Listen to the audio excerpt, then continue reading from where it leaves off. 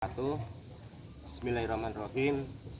Sahabat Catam yang dimanapun Anda berada, kita akan menaruh larva gurame yang sudah berumur 5 hari. Coba kita perhatikan ya, menindaklanjuti video yang pertama, kedua, sekarang video yang ketiga dalam proses pembelajaran tutorial pembenihan gurame sampai tutorial pembesaran gurame.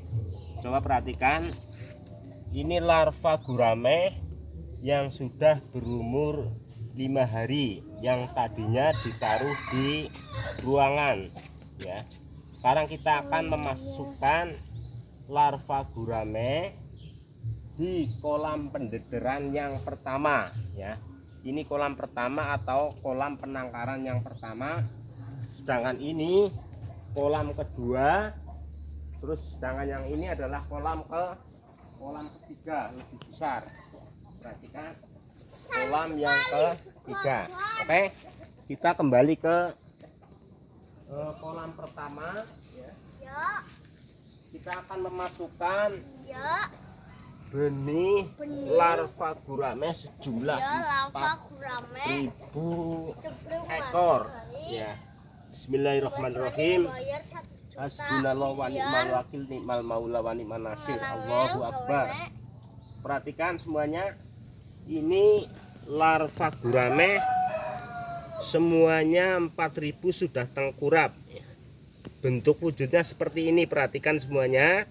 Ini sudah tengkurap semuanya, jadi wajib ditaruh pada kolam pertama.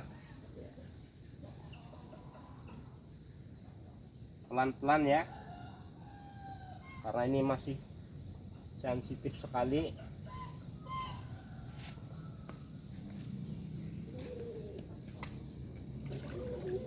Ini kolam berukuran 2 meter kali 2 meter. Kenapa larva gurame ini harus ditaruh pada sore hari? Karena idealnya seperti itu, pada sore hari menjelang malam. Jadi paginya itu sudah siap menerima sinar matahari langsung. Jadi begitu ya, baiknya menaruh larva harus pada sore hari. Coba perhatikan pada ember yang kedua ini.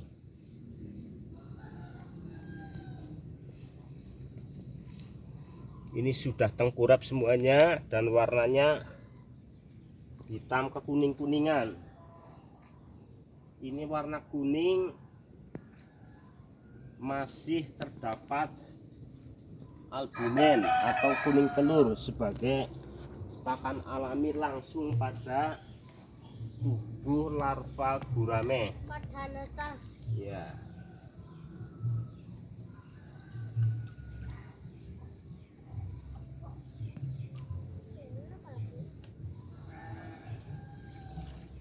Ya.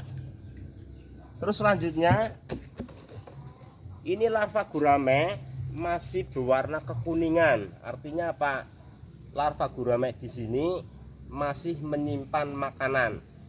Jadi pemberian pakan kita harus menunggu 5 atau 7 hari ya, dengan pakan cacing sutra atau tubifek selama kurang lebih 1 bulan idealnya. Jadi satu cacing sutra itu adalah cacing rambut yang berwarna merah ya. Jadi di sini pendederan kolam pertama, di kolam pertama harus idealnya membutuhkan waktu kurang lebih 60 hari ya, atau 2 bulan. Maka insya Allah selama kurang lebih 2 bulan di sini ya, gurame dari ukuran larva ya akan menjadi besar seukuran kuku jempol kaki atau kaki tangan atau kaki ini ya. Jadi seperti itu di kolam pertama ini. Kemudian setelah itu, kalau sudah berumur 60 hari di kolam pertama, kita akan memasukkan pada kolam yang kedua ini ya. Di kolam kedua ini alhamdulillah ini belum dicuci ya, karena beberapa bulan yang lalu sudah panen ya. Nanti akan dicuci ya untuk persiapan pendederan dari kolam pertama ya, dipindahkan ke kolam yang kedua ya. Di kolam kedua ini ya, pembesarannya sekitar 2 bulan ya.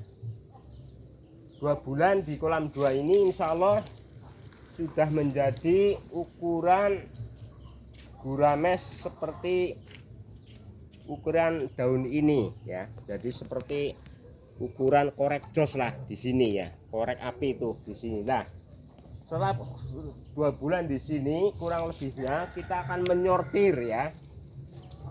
Kita akan menyortir dari kolam kedua ini untuk dibesarkan di kolam pembesaran. Kolam yang terakhir ini membutuhkan waktu kurang lebih 1 tahun ya. Ini ya, kurang lebih membutuhkan 1 tahun. Nah, ini coba kita perhatikan ya pada kolam ketiga ini ya. Lalu bagaimana cara kita membuat daging gurame dengan total keseluruhan kurang lebih 1 ton ya, 1 ton ya, 1 ton. Maka dibutuhkan pakan pelet. Yang pertama pelet ya, sebanyak 400 kg ya.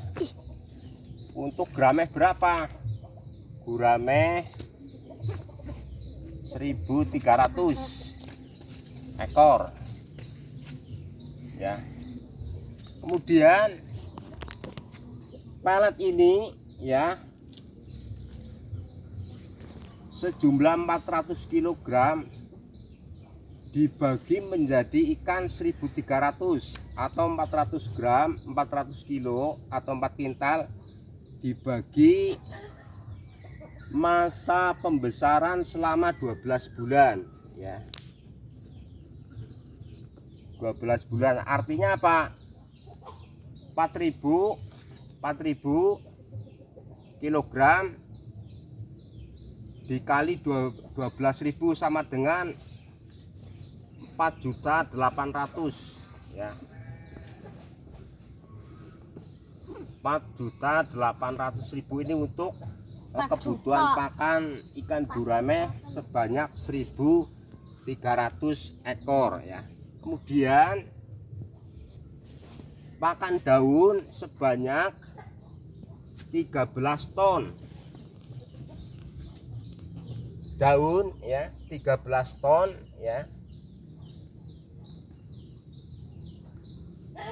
Artinya apa? 13 ton dengan dibagi masa pembesaran selama 12 bulan atau 1 tahun ya, maka 13.000 ya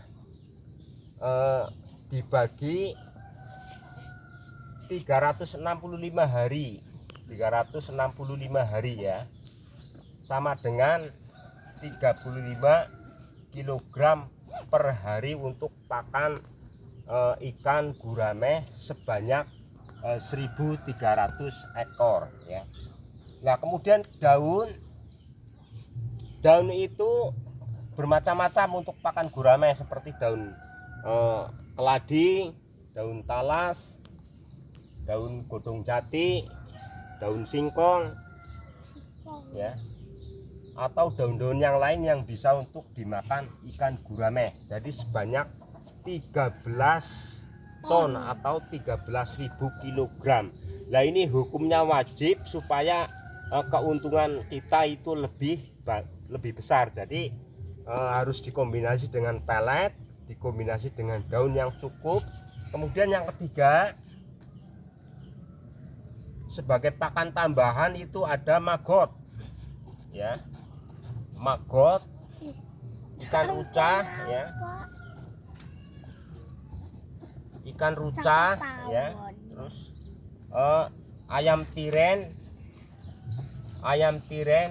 ini sangat baik untuk makanan tambahan ikan gurame. Jadi insya Allah dengan konferensi pakan yang telah diterangkan di sini ya, ikan sejumlah 1.300 ekor dibesarkan selama 12 bulan ya. 12 bulan kita akan menghasilkan daging gurame kurang lebih 1 ton ya, kurang lebihnya mendapat 1 ton daging ikan gurame.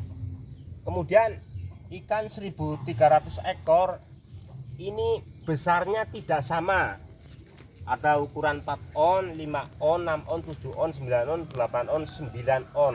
Kemudian dibagi rata-rata tentunya menjadi 7 on kayak gitu. Nggak mungkin ikan gurame sebanyak 1.300 itu sama semuanya, tidak mungkin dalam pembesarannya. Pasti ada yang berbeda-beda ukuran ya, kurang lebihnya begitu ya. Selamat mencoba.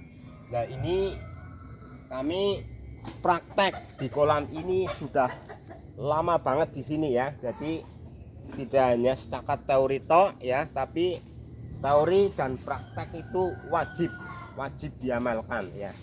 Makanya di dalam budidaya pembesaran gurame ini yang paling pokok adalah satu, berdoa, yang kedua punya ilmunya ya, yang ketiga kita bisa membaca air, membaca ikan, bisa membaca komunitas lingkungan yang berada di kolam pembesaran gurame ya.